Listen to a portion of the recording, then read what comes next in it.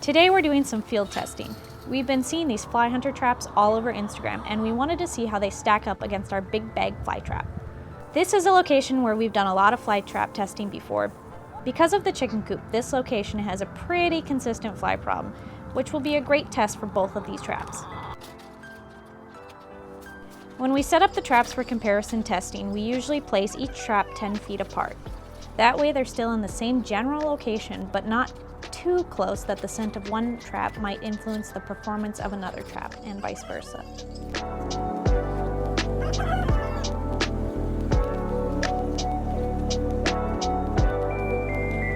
After setting up the traps, we will set up a time-lapse camera to record both traps in action for the full duration of the test.